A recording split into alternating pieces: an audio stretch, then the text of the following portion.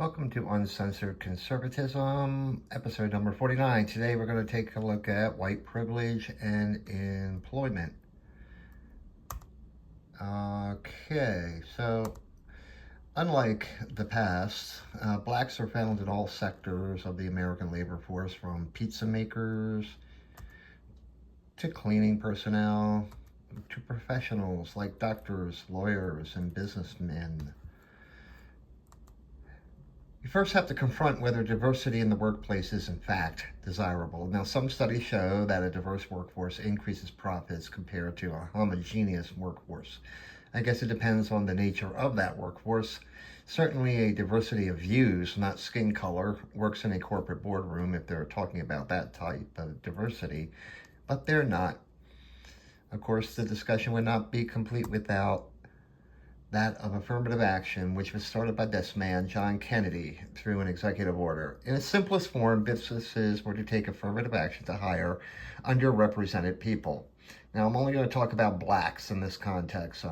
On its face, there's nothing bad about this. It could mean searching for minority job candidates in new places like a black college or in certain parts of a city. Anyway, Lyndon Johnson signed the Civil Rights Act that unwound many aspects of the Jim Crow laws. With employment, the EEOC, the Equal Employment Opportunity Commission, was created, and then the problem starts. The concept of disparate impact was introduced, a statistical analysis that because blacks were underrepresented in a particular workforce, there was assumed racism. Tests that had been used to gauge aptitude were discarded, and many businesses enacted self-imposed quotas. Now, the Supreme Court later ruled that quotas were illegal. Accepting the concept of, I believe, unions because they showed historical racism. I mean, seriously, not many blacks were allowed into unions. And yes, prior to the Civil Rights Act, equal job opportunity was the number one issue with black people. As of 2016, blacks were concentrated in three main areas in the field of employment: sales, retail, office and administrative personnel, and management positions. Still in all, black people are twice as likely to be unemployed as their white counterparts. Why? Well, educational opportunity has improved for blacks, and we find that high school black graduates have the highest rate of employment. Those with a diploma or without a diploma are at the bottom. Those with a bachelor's degree find the greatest improvement in finding and keeping employment over the years. As you can see, the black labor force is not evenly distributed across the country. That makes sense since the black population in the South is greater than in, for instance, Montana or Iowa. So it's even more baffling since the median wage growth for blacks has risen much higher than that for whites and was particularly stronger starting in 2018 during the Trump administration. Maybe these perceptions pre-Civil Rights Act, where most of the people wanted job opportunities, and Trump was providing those job opportunities. Maybe that's the reason he's popular with black men right now. Anyway, further labor force participation for black men largely mirrors the trends seen for whites. It goes up with the white men, it goes down with the white men.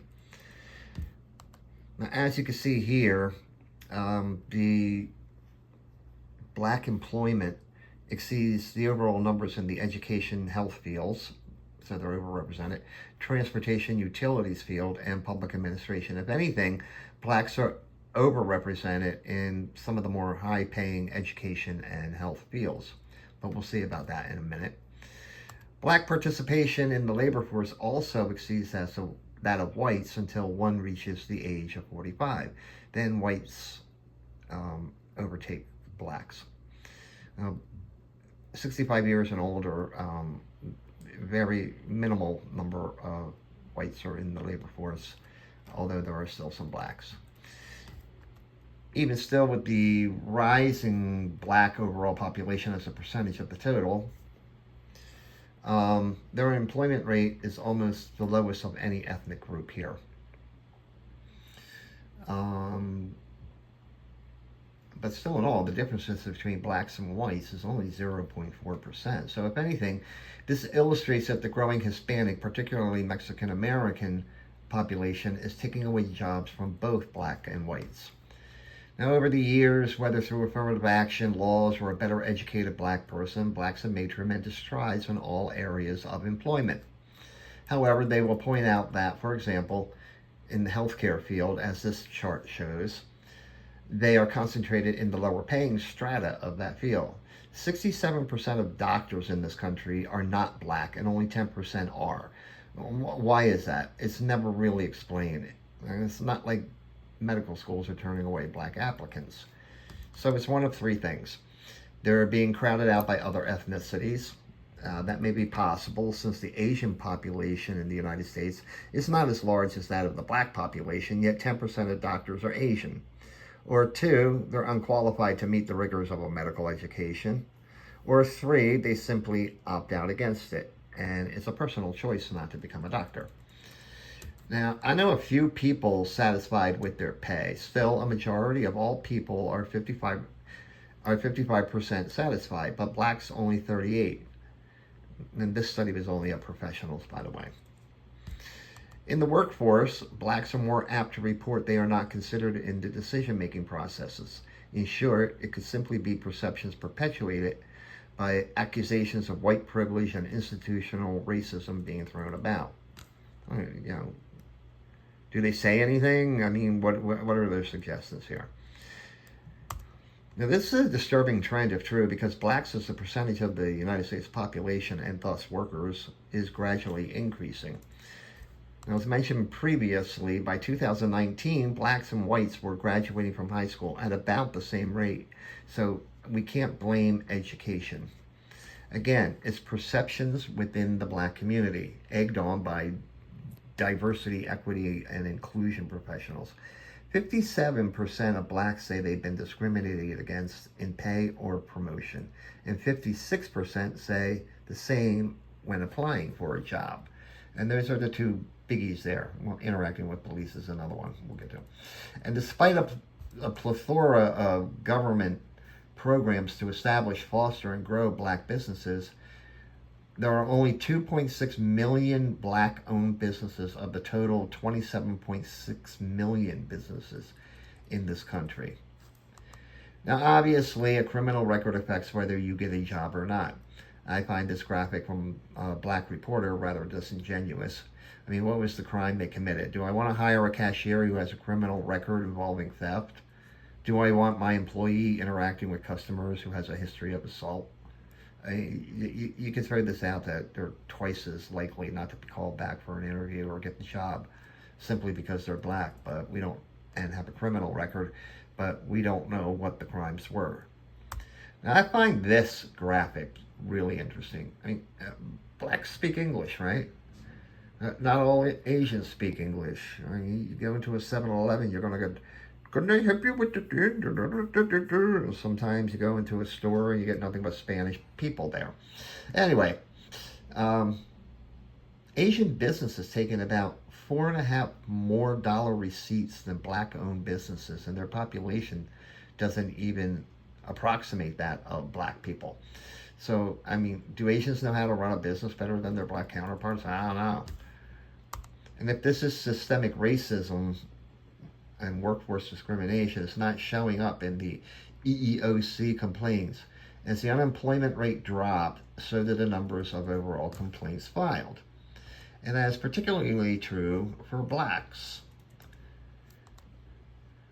Anyway, recently the FCC announced that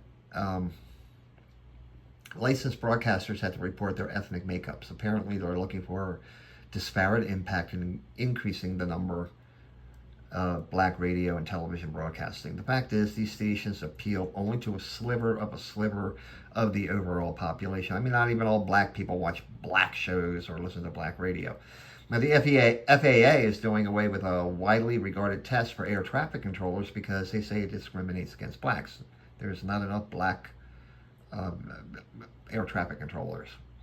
It's not that the test is racist. It's been used successfully for many years now.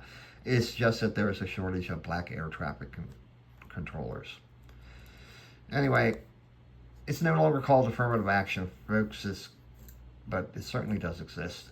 It's now called DEI, diversity, equity, and inclusion. And equity seems to be making the workforce in every possible job equal to, if the black population is 18% and there's 100 workers sweeping floors, then 18 of them have to be black. If there's 100 doctors in a clinic, 18 of them have to be black. And there's your equity for you. And it's being codified. DEI codifies the accusations of white privilege and institutional racism. It doesn't solve anything. In fact, a lot of businesses are now dropping their DEI officers because they found it to be a tremendous waste of time, effort, and money. Anyway, I rue the day when an air traffic controller or a doctor, with my life on the line, same with an air traffic controller, by the way, or a teacher who has to teach my kids, got their job simply because of the amount of melanin in their skin. All right, well, this is a little kitty cat here, and he needs to be protected, so you need to vote for Trump on November 5th, or else this guy,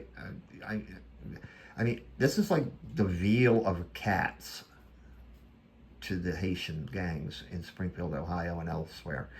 Just getting that little kitty on the barbecue, that's a delicacy down there in Haiti. So anyway, vote for Trump. Have a great day and a more pleasant tomorrow.